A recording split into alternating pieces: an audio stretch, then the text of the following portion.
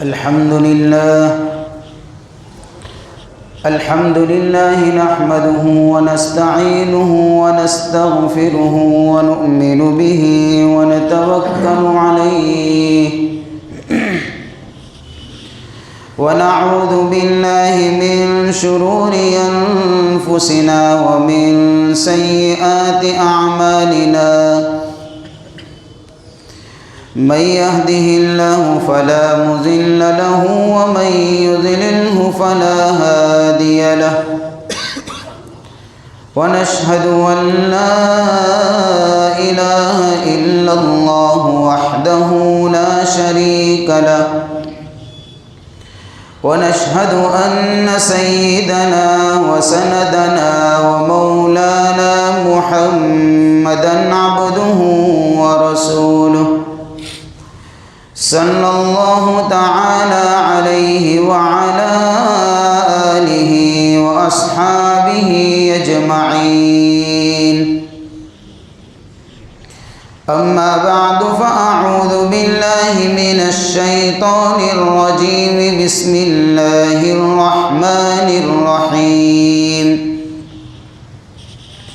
وإذا ناديتم إلى الصلاة اتخذوها هزوا ولعبا ذلك بأنهم قوم لا يعقلون. قال النبي صلى الله عليه وسلم: المؤذنون أطول الناس أعناقا يوم القيامة. وقال النبي صلى الله عليه وسلم: إن الله وملائكته يصلون على الصف المقدم والمؤذن يغفر له بمد صوته ويصدقه من سمعه من رطب ويابس وله مثل أجر من صلى معه أو كما قال عليه الصلاة والسلام.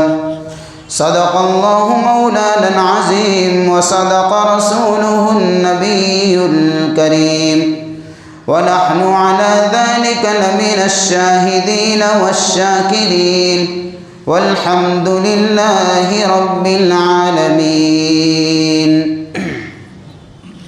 درود الشریف پڑھ رہے ہیں.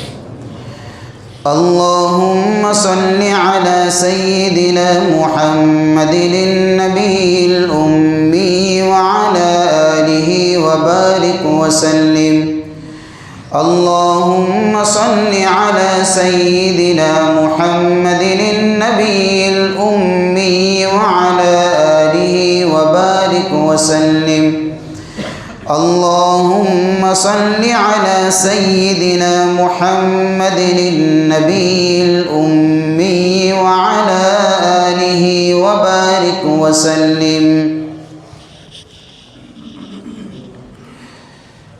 قابل قدر محترم دوست اور بزرگوں، میں نے آپ حضرات کے سامنے جو قرآن پاک کی آیت پڑھی ہے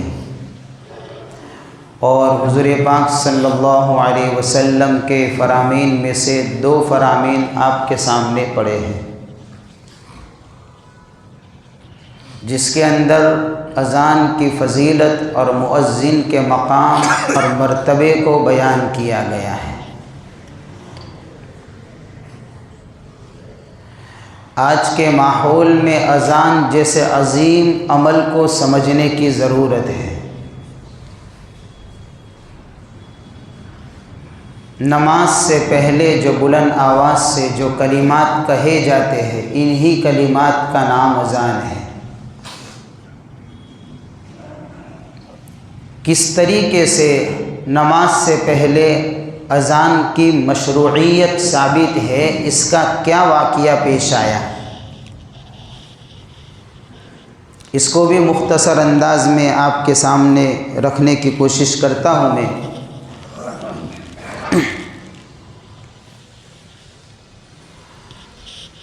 تو روایتوں میں آتا ہے کہ اللہ کے نبی صلی اللہ علیہ وسلم جب ہجرت فرما کر مدینہ منورہ تشریف لے گئے تو وہاں مسجد کی بنیاد ڈالی گئی، مسجد بنا دی گئی، نماز کے لیے لوگوں کو بلانا کیا طریقہ کار رہے۔ اس سلسلے میں سن 1 ہجری میں حضور پاک صلی اللہ علیہ وسلم نے صحابہ کی جماعت کو جمع کیا مشورے کے لیے کہ بھئی مسجد بن گئی، لوگ نماز کے لیے آئیں گے، لیکن نماز سے پہلے کیا عمل کیا جائے کہ لوگ سمجھ سکے کہ بھئی اب نماز کا وقت ہو چکا ہے۔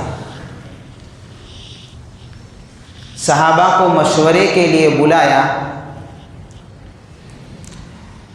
تو کسی نے الگ الگ تجویزیں سامنے آئی، حضور کے سامنے الگ الگ مشورے آئے۔ کسی نے کہا کہ بھئی یعنی کہ جب نماز کا وقت ہو جائے تو ایک خاص قسم کا جھنڈا بلند کیا جائے، لوگ اس جھنڈے کو دیکھیں گے تو سمجھ جائیں گے بھئی نماز کا وقت ہو چکا ہے۔ کسی نے مشورہ دیا کہ جب نماز کا وقت ہوئے تو اس سے پہلے کسی بلند جگہ کے اوپر جا کر آگ جلائی جائے تو لوگ آگ کو دیکھیں گے تو سمجھ جائیں گے کہ بھئی نماز کا وقت ہو چکا ہے۔ کسی نے کہا کہ یہودی سینگ بجاتے ہیں تو اس طریقے سے ہم بھی بجانا شروع کریں گے تو اس کی آواز جائے گی محلے میں تو لوگ سمجھ جائیں گے نماز کا وقت ہو چکا ہے۔ کسی نے کہا عیسائیوں کی طرح ناقوس بجایا جائے تاکہ لوگ سنیں آواز اور نماز کے لیے آئے۔ اس ساری تجویزیں اور سارے مشورے حضور کے سامنے رکھے گئے، لیکن اللہ کے نبی صلی اللہ علیہ وسلم کو کسی بھی مشورے پر اطمینان نہیں ہوا، اس لیے کہ یہ طریقہ غیروں کا تھا۔ لہذا نماز کے لیے کوئی ایسے عمل کو اختیار کرنا جو غیروں کے طریقے سے ملتا جلتا ہو ہمارے لیے مناسب نہیں ہے۔ اتنے میں حضرت عمر رضی اللہ تعالیٰ عنہ نے رائے پیش کی اور حضرت عمر نے فرمایا کہ یا رسول اللہ صلی اللہ علیہ وسلم، جب نماز کا وقت ہو جائے تو ایک آدمی کو یا چند آدمیوں کو محلے میں مقرر کر دیا جائے، وہ محلے میں جائیں اور اعلان کرے الصلاۃ جامعۃ، نماز کا وقت ہو چکا ہے، آئیے۔ یہ رائے تھوڑی سی حضور کو پسند آئی اور اس کے لیے حضرت بلال رضی اللہ تعالیٰ عنہ کو ذمہ داری سونپی گئی کہ بلال نماز سے پہلے محلے میں جائیں گے اور اس طریقے سے آواز لگائیں گے نماز کا وقت ہو چکا ہے۔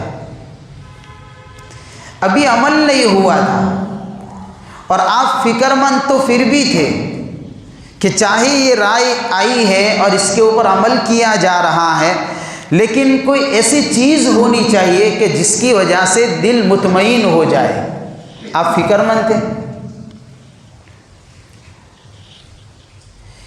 اتنے میں حضرت عمر رضی اللہ تعالیٰ عنہ ایک خواب دیکھتے ہیں کہ خواب کے اندر اذان کے کلمات فرشتہ کہہ رہا ہے، سن رہے ہیں، لیکن حضرت عمر رضی اللہ تعالیٰ عنہ نے اس خواب کا تذکرہ حضور کے سامنے نہیں کیا، اس لیے کہ تذکرہ کرنے کا موقع ہی نہیں ملا۔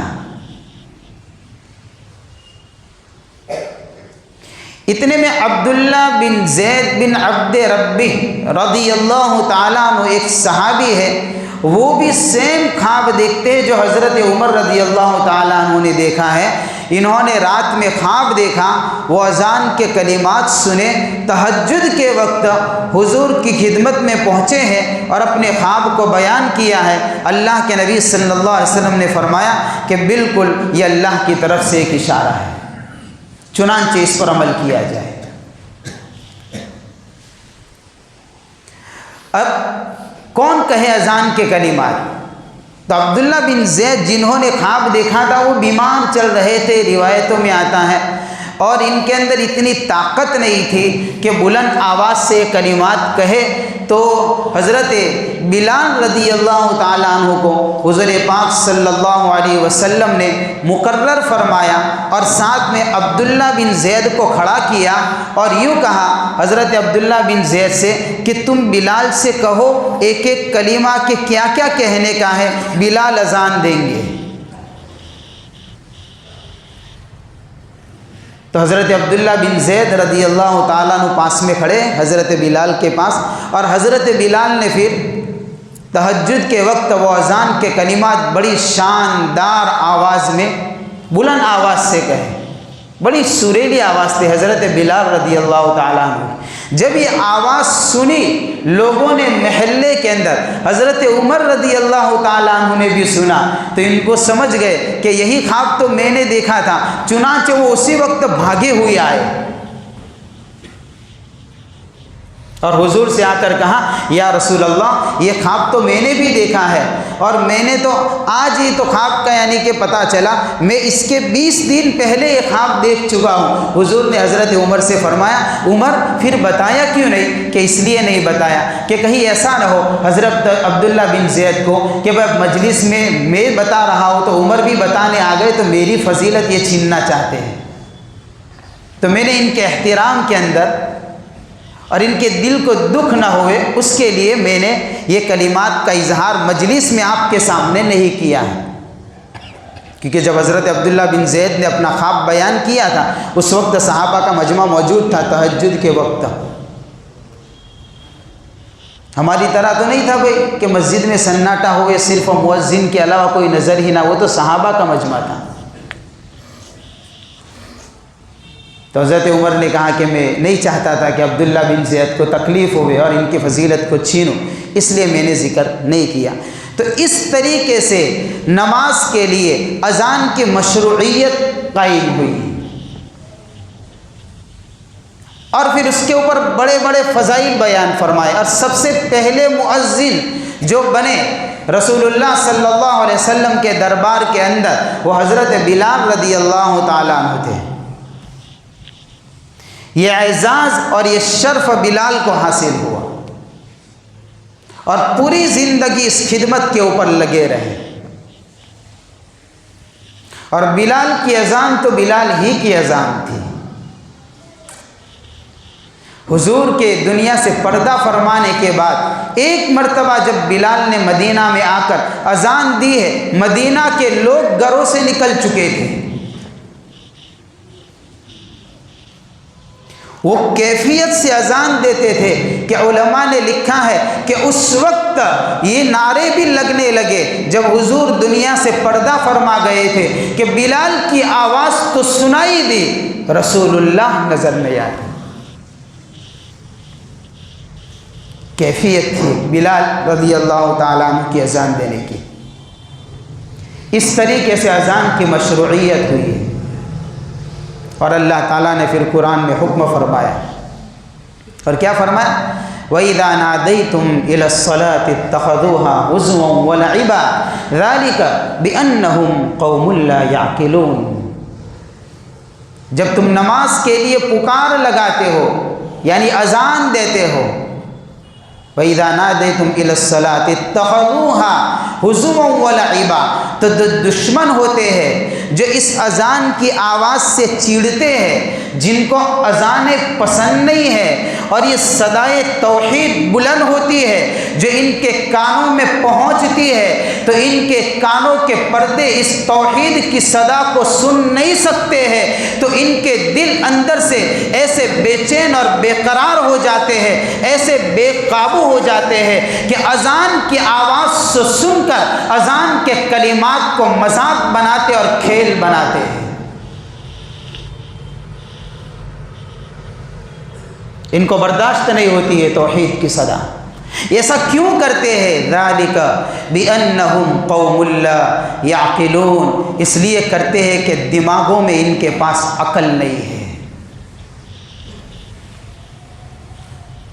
اس طریقے سے گویا کہ اللہ تعالیٰ نے اذان کی اہمیت کو بیان فرمایا۔ دوسری جگہ پر ہے وَمَنْ أَحْسَنُ قَوْلًا مِّمَّنْ دَعَا إِلَى اللَّهِ وَعَمِلَ صَالِحًا وَقَالَ إِنَّنِي مِنَ الْمُسْلِمِينَ۔ ارے اس آدمی کے مقابلے میں کس کی بات اچھی ہو سکتی ہے جو لوگوں کو رب کی طرف بلائے۔ مؤذن کی اذان یہ دعوت کے اندر سب سے بڑی دعوت ہے، سب سے بڑی دعوت ہے۔ اس سے بہتر اور کس کی بات ہو سکتی ہے جس نے صدا اللہ کی طرف بلانے کی لگائی ہے۔ اس لیے روایتوں میں آتا ہے حضور پاک صلی اللہ علیہ وسلم نے فرمایا، ایک مقام بلند کیا مؤذنوں کا اور اذان کی فضیلت کو بیان فرمایا۔ روایت میں آتا ہے اللہ کے نبی صلی اللہ علیہ وسلم نے فرمایا المؤذنون اطول الناس اعناقا، کل قیامت کے دن جنہوں نے اذان کی خدمت دی ہے یعنی مؤذنین حضرات، ان کی گردنیں لمبی ہوگی۔ یہ ان کا اعزاز ہے، اذان دینے والوں کا اعزاز ہے، ان کی گردنیں لمبی ہوگی۔ تو کیا مطلب ہے گردنیں لمبی ہوگی؟ بہت سارے اس کے مفہوم اور اس کے مطالب علماء نے بیان فرمائے ہیں۔ ایک دو باتیں صرف اس میں سے آپ کے سامنے رکھتا ہوں کہ لمبی گردن کا مفہوم کیا ہے۔ ایک مفہوم تو یہ ہے کہ اذان دینے والوں کا ثواب اتنا زیادہ ہوگا کہ مؤذن اپنے ثواب کو دیکھنے کے شوق کے اندر اپنی گردنوں کو اونچا کر کے دیکھیں گے، اتنا زیادہ ثواب ہوگا ان کا۔ اور یہ آدمی کی فطرت اور نیچر کے اندر یہ چیز داخل ہے کہ جب کسی چیز کے حاصل کرنے کا شوق ہوتا ہے یا کسی چیز کے دیکھنے کا شوق ہوتا ہے تو وہ اپنی گردن کو اوپر اٹھا کر دیکھتا ہے کہ کب وہ چیز مجھے ملے گی۔ اسی بات کو کہا گیا ہے کہ مؤذن لمبی گردن والے ہوں گے۔ ایک مفہوم تو یہ ہے اس کا۔ دوسرا مفہوم یہ ہے کہ مؤذنوں کا ثواب اتنا زیادہ ہوگا کہ جتنے نمازی اس کے پیچھے نماز پڑھتے ہیں سارے نمازیوں کا ثواب مؤذن کو ملے گا، اتنا زیادہ اجر ہے گا اس کا۔ اسی لیے کہا گیا ہے کہ اعناقاً یوم القیامہ، گویا کہ مؤذن لمبی گردن والے ہوں گے۔ کسی نے یہ مطلب بھی بیان کیا ہے کہ مؤذن کے لمبی گردن ہونے کا مطلب یہ ہے کہ کل محشر کے میدان کے اندر لوگ شرم کے مارے گردنوں کو جھکائے ہوئے ہوں گے۔ یہ ایک واحد جماعت ہوگی جن کو ایسا پچھتاوا نہیں ہوگا بلکہ عزت اور فخر کے ساتھ اپنی گردنوں کو بلند کیے ہوئے ہوں گے۔ المؤذنون اطول الناس اعناقا یوم القیامہ۔ ایک دوسری روایت میں آتا ہے قال النبی صلی اللہ علیہ وسلم ان اللہ وملائکتہ یصلون علی الصف المقدم، اللہ اور اس کے فرشتے پہلی صف والوں پر رحمت بھیجتے ہیں۔ یعنی جو نماز کے اندر پہلی صف لگتی ہے تو پہلی صف والوں کے اوپر اللہ کی رحمتیں اترتی ہیں اور فرشتوں کی رحمتیں اترتی، ان کی دعائیں اترتی فرشتوں کی۔ اور آگے کیا فرما والمؤذن یغفر له بمد صوته، اور مؤذن کی مغفرت ہو جائے گی اس لیے کہ اپنے آواز کو بلند کرتا ہے اذان کے لیے۔ اور کیا ہوتا ہے وَيُصَدِّقُهُ مَنْ سَمِعَهُ مِنْ رَطْبٍ وَيَابِسٍ، اور اس کی آواز کو ہر طری اور خشکی میں موجود مخلوق اس کی آواز کو سنتی ہے اور اس کی تصدیق کرتی ہے۔ آگے کیا فرمایا پھر اللہ کے نبی نے وَلَهُ مِثْلُ أَجْرِ مَنْ صَلَّى مَعَهُ، لہذا مؤذن کے لیے اتنا زیادہ اجر ہوگا جتنے لوگوں نے اس کے ساتھ میں نماز پڑھی ہے۔ اتنا زیادہ اجر کس کو ملے گا کہ مؤذن کو ملے گا۔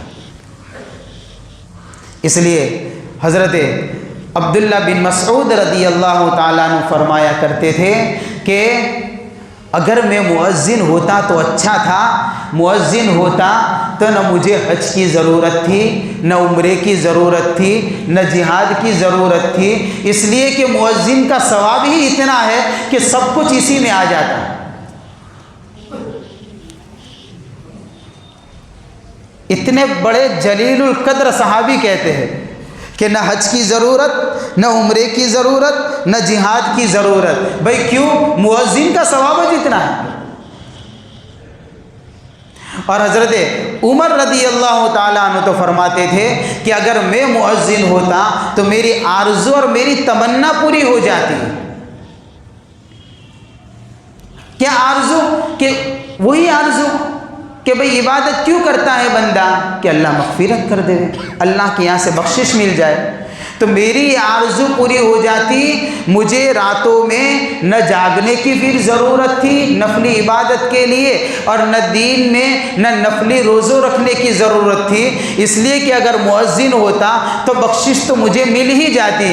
کہ کیوں مل جاتی؟ اس لیے کہ اللہ کے نبی صلی اللہ علیہ وسلم نے مؤذنین کے لیے 3 مرتبہ بخشش کی دعا فرمائی ہے۔ تو ان کے لیے تو ٹھپا لگ ہی چکا ہے بھائی، جو اذان دیتے ہیں ان کے لیے تو سکہ لگ ہی چکا ہے، چاہے ہم نے نہیں لگایا۔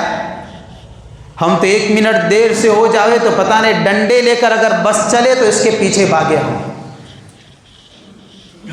ہم چھوڑے نہیں اس کو کہ 1 منٹ دیر سے کیوں آیا۔ اور یہ حال ہے کہ ان کے لیے تو بخشش کا ٹھپا لگ چکا ہے۔ آگے ایک جملہ سنیے، اب حضور پاک صلی اللہ علیہ وسلم نے کیا فرمایا۔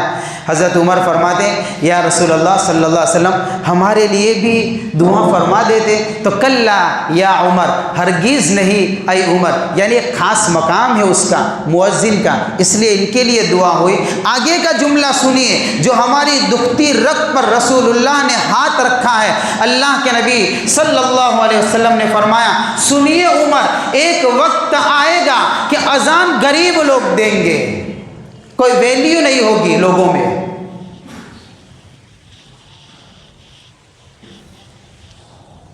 اور ایسے لوگوں کو تلاش کر کر کے مؤذن کے لیے چنا جائے گا کہ جس کو پوری مسجد ہانکنا چاہے، دھمکانا چاہے تو دھمکا سکے۔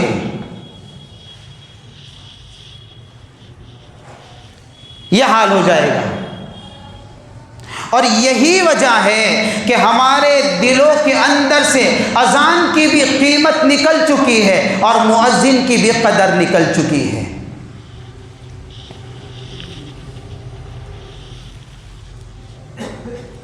اس لیے کہ تحفہ ہی غریب کے لیے ہے، تو یہ حضور نے فرمایا تھا تحفہ ہی غریب کے لیے۔ اور وہاں تو بلال ہے جو اتنے حسین اور سریلی آواز میں جب اذان دیتے ہیں تو لوگوں کے دل مچل جایا کرتے ہیں۔ ہم تو ایسا مؤذن رکھتے ہیں کہ ہم کو بھی اس کی آواز سننے میں دلچسپی نہیں ہوتی، اور باقاعدہ تلاش کر کے رکھتے ہیں، تلاش کرو کون سستا ہے۔ اپنے حال پر رحم کریے، اپنے حال پر رحم کریے، یہ وہ عہدہ ہے۔ ایک روایت میں آیا اللہ کے نبی صلی اللہ علیہ وسلم نے ارشاد فرمایا کل قیامت میں 3 قسم کے لوگ مشک کے ٹیلوں پر ہوں گے، جبکہ لوگ ایک بالشت برابر سورج دور ہوگا یعنی قریب آ جائے گا، اور اپنے پسینے کے اندر اپنے اعمال ناموں کے حساب سے ڈوبے ہوئے ہوں گے۔ نفسا نفسی کا عالم ہوگا، کوئی کسی کو پوچھے گا نہیں، نہ باپ بیٹے کو پوچھے گا، نہ اولاد ماں باپ کو پوچھے گی، نہ مائیں بیٹیوں کو پوچھے گی، نہ دوست دوست کو پوچھے گا، نہ خاندان خاندان کو پوچھے گا، ہر ایک کو اپنی پڑی ہوگی۔ اس وقت اللہ کے نبی صلی اللہ علیہ وسلم نے فرمایا کہ 3 قسم کے لوگ مشک کے ٹیلوں پر ہوں گے۔ اس میں سے ایک وہ آدمی اور وہ غلام جس نے غلامی میں رہتے ہوئے آقا کے بھی حق ادا کیے اور اللہ کے بھی حقوق ادا کیے۔ دوسری قسم کا وہ لوگ ہیں جنہوں نے امامت کروائی اور لوگ اس سے راضی رہے۔ اور تیسری قسم کے وہ لوگ ہیں جنہوں نے 5 وقت کی اذان دی ہوگی۔ اللہ ان کو مشک کے ٹیلوں پر بٹھائے گا۔ جس مؤذن کو آج ہم اگر کسی امیر صاحب کے گھر میں چلے جائے تو کرسی پر بٹھانے میں بھی سوچا کرتے ہیں۔ حقائق ہے، برا مت مانیے گا،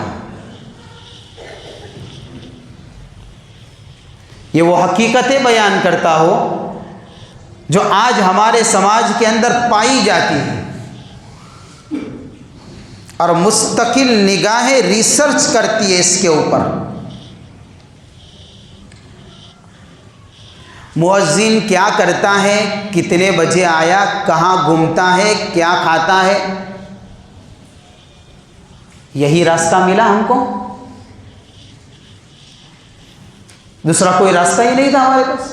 امام کیا کر رہا ہے، وہ کہاں گھوم رہا ہے، ارے بھائی یہ طریقے تھوڑی ہے۔ ہمارے سماج اور معاشرے کے اندر ائمہ کو اور مؤذنین کو کچھ ایسی ہی نگاہوں سے دیکھا جاتا ہے۔ یہی حال ہے میرے بھائی، اس لیے اپنے ائمہ کی قدر کریے اور اپنے مؤذنین کی قدر کریے، اور اذان کے لیے ایسے لوگوں کا انتخاب کریے جن کی آوازوں میں مٹھاس ہو۔ نماز کے لیے ایسے ائمہ کا انتخاب کریے جن کے آوازوں میں مٹھاس ہو اور امت کے دینی مسائل کو حل کر سکے، اور ان کو پھر پیٹ بھر کر تنخواہ دیجیے، اتنی تنخواہ دیجئے کہ اس کی تنخواہ میں سے بچتے بچتے وہ امیر بن جائے، وہ مالدار بن جائے۔ مت ڈریے کہ اگر تنخواہ میں سے بچت کرتے کرتے مالدار بن جائے گا تو ہمارے سر چڑھ جائے گا، امید ہے نہیں چڑھے گا انشاءاللہ۔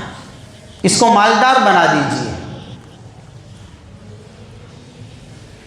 پھر وہ امت اور قوم کی دین کی خدمت کیسی کرتا ہے وہ دیکھیے۔ قیمت ہے اس کی، یہ معمولی تحفہ نہیں ہے، یہ معمولی عہدہ نہیں ہے، اس کے فضائل اللہ کے نبی صلی اللہ علیہ وسلم نے ارشاد فرمائے۔ اس لیے تو حضرت عمر جیسے جلیل القدر صحابی امیر المؤمنین یہ کہتے ہیں اگر میں مؤذن ہوتا تو میری آرزو پوری ہو جاتی ہے۔ عبداللہ بن مسعود کہتے ہیں کہ اگر میں مؤذن ہوتا تو نہ حج کی ضرورت تھی، نہ عمرے کی ضرورت تھی، نہ اس کی ضرورت تھی، بلکہ اسی میں میری زندگی کے لیے کافی ہو جاتا، اتنا ثواب اللہ عطا فرماتا ہے۔ اور یہ قدر اگلے زمانے کے لوگوں میں تھی،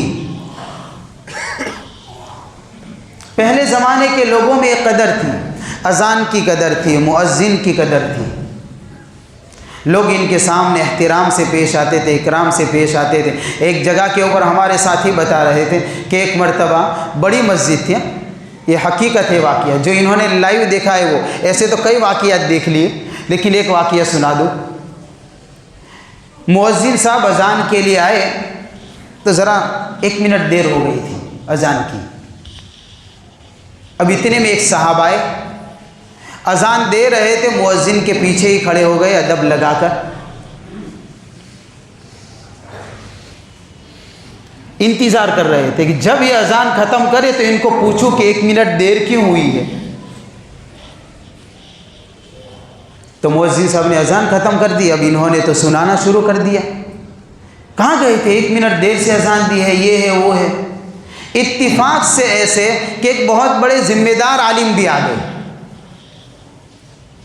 تو دیکھا کہ یہ تو مؤذن کو دھمکا رہے، تو انہوں نے پوچھا حاجی صاحب کیا ہوا، کہ کچھ بھی نہیں کہ یہ تو مؤذن صاحب سے بات کر رہا تھا 1 منٹ دیر سے. تو مولانا نے کہا کہ حاجی صاحب ایک مسئلہ ہے، 1 منٹ دیر سے اذان ہوئی تو اذان ہو جائے گی کہ نہیں ہوگی؟ اس کو لوٹانا پڑے گا. تو کہ اذان تو ہو گئی، تو پھر تم کو تکلیف کہاں ہوئی ہے؟ تم کو تکلیف کہاں ہوئی؟ اذان تو ہو گئی، لوٹانے کی تو ضرورت نہیں ہے. اب 1 منٹ کے لیے اتنی بڑی بحث کر رہے. ایسے لائیو واقعات کئی مرتبہ دیکھے جا چکے ہیں جو کبھی کبھار اماموں کے ساتھ میں بھی پیش آ جاتے ہیں، مؤذنوں کے ساتھ میں بھی پیش آ جاتے ہیں. یہ حالات ہیں. کبھی کبھار ہاتھا پائی تک معاملہ پہنچ جاتا ہے. ایسے بھی واقعات اب تو سامنے آ رہے ہیں. اگر امام زیادہ بولا، مؤذن زیادہ بولا، یا تو اس کا پتہ کاٹ دو یا تو مل کر دھو. اصلاح ہو رہی ہے اس کی بھی بیچارے کی، اچھی جگہ ہے، موقع مل جاتا ہے اصلاح کا. تو پہلے زمانے کے لوگوں کے اندر قدرے تھی اذان کی. وہ کلمات کو بہت غور سے سنا کرتے تھے. لکھا ہے ہارون رشید کی بیوی زبیدہ نے پانی کی نہر کھدوائی مکہ اور مدینہ تک، وہاں تک پانی پہنچانے کے لیے، کیونکہ پتھریلی زمین ہے وہاں پر، زمین سے پانی نکالنا. ہارون رشید بادشاہ. انتقال کے بعد زبیدہ کو کسی نے خواب میں دیکھا تو پوچھا کہ کیا ہوا؟ کہ اللہ نے ایک عمل کے اوپر میری بخشش کر دی ہے. ایک عمل کے اوپر. کہ کیا عمل؟ کہ ایک مرتبہ میں محل کے اندر اپنی محل کی دوسری عورتوں کے ساتھ میں بیٹھی ہوئی تھی، ملنے جلنے والی عورتیں آئی ہوئی تھی، گپ شپ چل رہی تھی. اتنے میں مؤذن کی اذان کی آواز آئی تو محفل میں بیٹھی ہوئی ساری عورتوں کو کہہ دیا کہ کوئی بھی اپنی بات نہیں کرے گی، خاموشی کے ساتھ میں، ادب اور احترام کے ساتھ میں اذان سنیے اور اس کا جواب دیجئے. بس یہ میرا عمل. جب اللہ کے دربار میں پہنچی تو اللہ نے مجھے یوں کہا، تو نے میرے نام کا احترام کیا ہے، جا تجھے عظیم کرسی پر بٹھا کر تیری عزت افزائی کی جاتی ہے.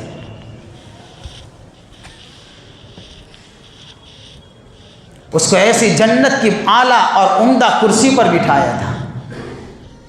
ہاں، حضرت امام احمد ابن حنبل رحمۃ اللہ علیہ کے سامنے لوہار رہا کرتا تھا جو لوہا کوٹتا ہے. اس کا ہمیشہ کا معمول تھا کہ جب بھی ہتھوڑا اٹھاتا، اذان کی آواز کان میں پڑتی تو اسی جگہ پر پھینک دیتا. اٹھایا ہوا ہتھوڑا نیچے بھی نہیں لاتا تھا. بھئی پہلے نماز اللہ نے بلایا ہے، بعد میں کہاں. احترام اذان کس کو کہتے ہیں اور آج ہم کیا کر رہے ہیں؟ اس کے انتقال کے بعد کسی نے خواب میں دیکھا تو کیا دیکھا کہ امام احمد ابن حنبل رحمۃ اللہ علیہ کو اللہ نے جو مقام عطا فرمایا ہے ان کے علم اور عمل اور تقوی اور بزرگوں کی وجہ سے اس مقام تک اس لوہار کو پہنچا دیا. احمد ابن حنبل کا پڑوسی بنا دیا اس کو اللہ نے جنت میں. تو خواب دیکھنے والے نے پوچھا کہ ارے تمہارے پاس تو امام احمد ابن حنبل رحمۃ اللہ علیہ جیسا نہ علم ہے، نہ تقوی ہے، نہ اتنی بلند معیار کی بزرگی ہے، تم کو امام احمد ابن حنبل کے پڑوس میں رہنا کیسا نصیب ہو گیا؟ تو اس نے کہا کہ بس میرا یہ معمول تھا کہ جب بھی اذان کے کلمات میرے کان میں پڑتے تھے میں اپنی کام کو روک دیتا تھا. اللہ نے اپنے نام کی عظمت اور برکت کی وجہ سے مجھے احمد ابن حنبل کا پڑوسی بنا دیا جنت میں بھی. یہ وہ عظیم عمل ہے اذان کا، معمولی عمل نہیں ہے. سالم حداد رحمۃ اللہ علیہ جن کا واقعہ حضرت شیخ نے فضائل اعمال کے اندر لکھا ہے، جب اذان کی آواز سنتے تو عربی میں اشعار کہتے تھے. وقت نہیں ہے ورنہ میں اشعار سناتا، جس کا خلاصہ یہ ہے کہ جب اذان کے کلمات سنتے تھے تو ان کے چہرے کا رنگ بدل جاتا تھا، جسم میں کپکپی طاری ہو جاتی تھی، اور کہتے تھے کہ اس ذات کا بلاوا آ گیا ہے جس کے برابر کوئی نہیں ہے.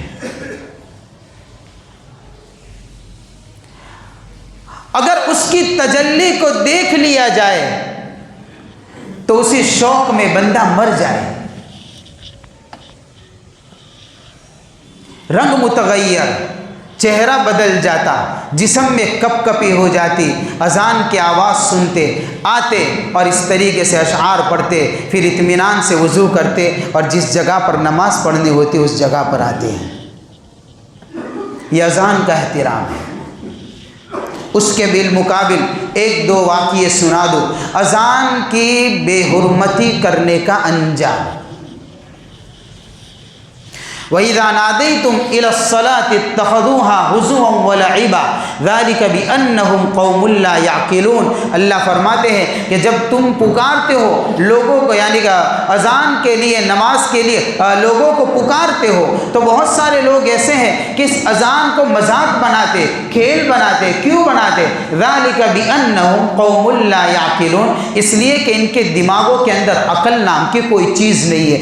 اس آیت کے ماتحت مفسرین نے ایک واقعہ لکھا ہے کہ مدینہ کے اندر ایک نصرانی اور عیسائی تھا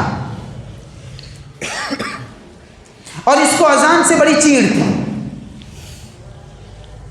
وہ ایک پاکیزہ کلمات کو سن نہیں سکتا تھا. تو جب مؤذن اشہد ان محمد رسول اللہ کہتا تھا تو اس وقت یہ زبان سے ایک بد دعا کا جملہ نکالتا تھا، احرق اللہ الکاذب، کہ اللہ جھوٹے کو جلا دے. بد دعا صحیح ہی تھی اس کے لیے، تو اس کے لیے تو صحیح ہی تھی، اس نے صحیح ہی کہا ہے کہ اللہ جھوٹے کو جلا دے. اس کی بد دعا اسی کے اوپر لوٹی اور اس طریقے سے اس کا انجام ہوا کہ ایک مرتبہ اس کی لونڈی اور اس کی کام کرنے والی آگ لے کر گھر کے اندر سے کہیں دوسری جگہ جا رہی تھی. چنگاری اڑ کر نیچے گری، وہ آگ شعلہ بن گئی، پورا گھر جل گیا. اسی کے اندر یہ جو کہہ رہا تھا کہ اللہ جھوٹے کو جلا دے، اللہ اس کو بھی جلا دیا. جس نے اذان کی بے حرمتی کی، اللہ نے اس کو بھی جلایا.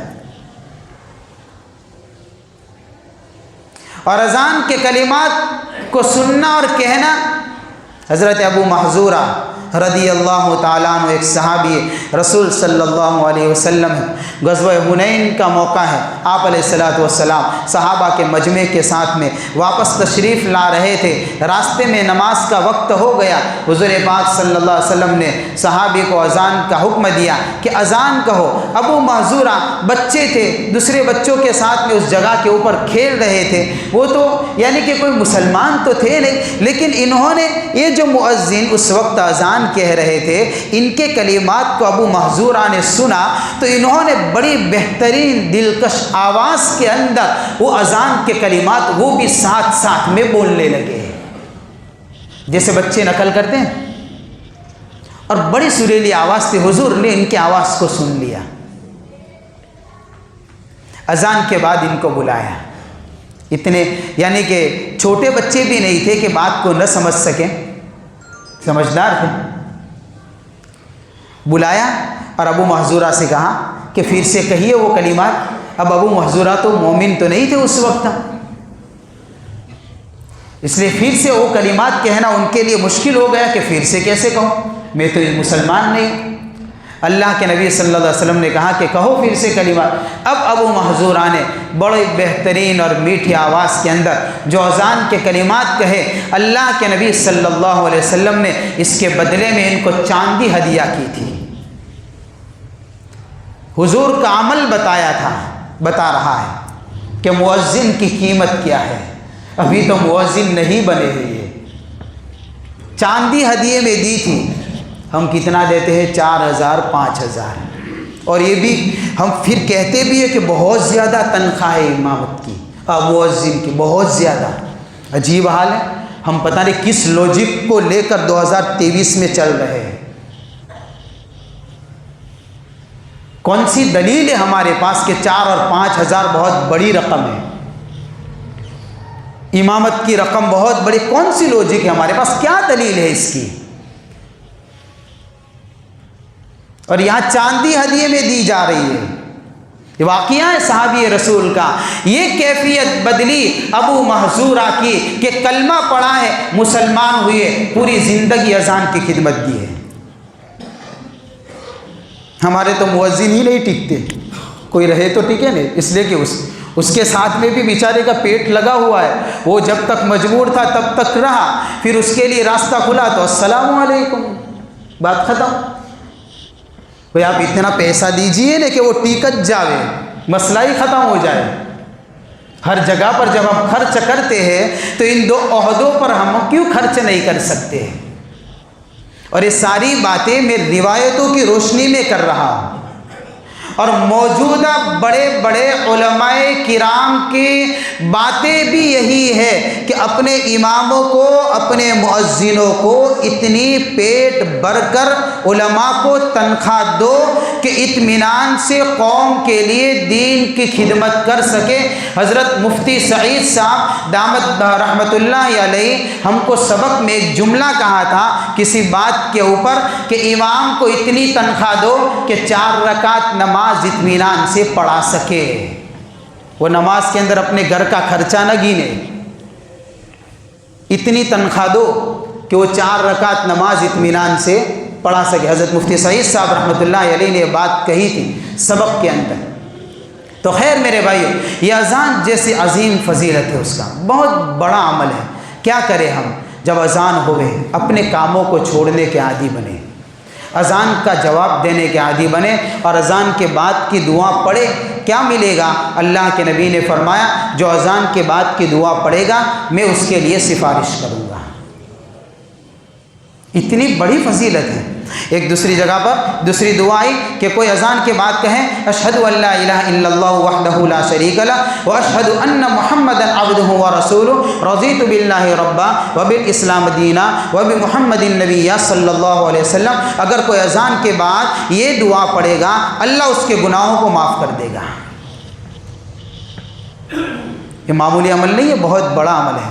اس لیے اس کی عظمت کو دلوں میں بٹھائیے. اللہ تعالیٰ صحیح معنوں میں اس عظیم عمل کی عظمت ہمارے دلوں میں بٹھانے کی توفیق عطا فرمائے. وآخر دعوانا الحمد للہ رب العالمین.